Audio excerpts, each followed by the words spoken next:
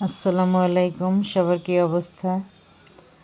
চলুন একটু vitamin C খেয়ে রান্না করতে নেমে পড়ি।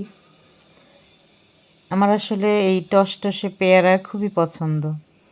পেয়ারাটা খুবই ভালো, খুবই মজার, মিষ্টি এবং একদম টাটকা কচকচে ছিল। খুবই সুস্বাদু পেয়ারাটা।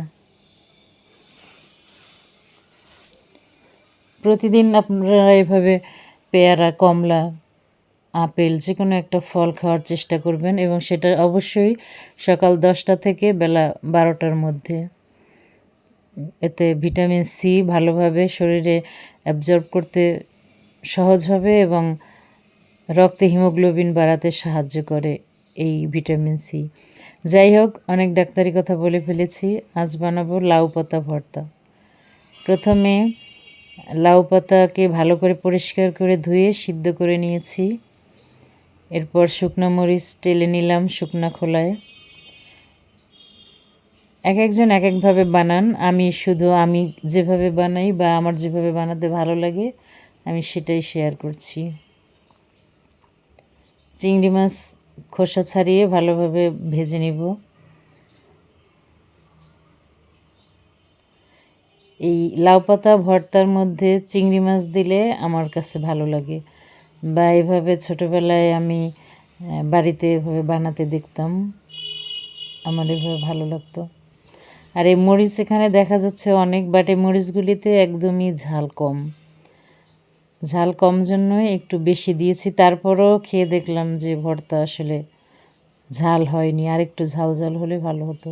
এই মরিচগুলিকে বলা হয় দেশি মরিচ, এগুলিতে একদমই ঝাল নাই বললেই চলে, এরকম একটা ব্যাপার। তো ভালো করে মরিচ এবং মাছ টেলে নিচ্ছি। লাউ শাকটা প্রথমে সিদ্ধ করে নিয়েছি। আসলে বিভিন্ন ধরনের ভর্তা খেতে বেশি ভালো লাগে, আর ভর্তা বানাতে যেহেতু একটু ঝামেলা, এই জন্য ভর্তা কম বানানো হয়।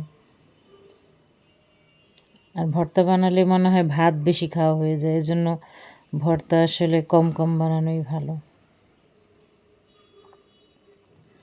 আমি যেসব ইনগ্রেডিয়েন্টস দিয়ে ভর্তা বানাবো সেগুলোই সব এখানে নিয়েছি।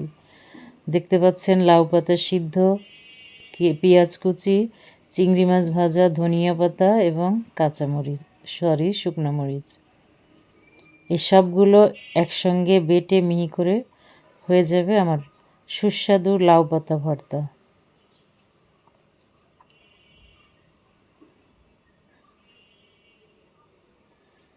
এই জগ, গ্লাস, কাপ এগুলি যে কখন ভিডিওর মধ্যে চলে আসলো কে জানে। যাই হোক, সবগুলো এখন বেটে নিব। দেখুন কত সুন্দর হয়েছে ভর্তাটা। আমি কিন্তু আসলে কোনো ভিডিও এডিট বা কোনো ধরনের কিছু করি না, আমি যেভাবে ভিডিও করি জাস্ট সেভাবেই আপনাদের সামনে নিয়ে আসি। কোনো কালার করি না বা কিছুই করার দরকার হয় না। ভর্তা একদম সবুজ রয়ে গিয়েছে এবং ভর্তাটা খেতে খুব ভালো লেগেছে।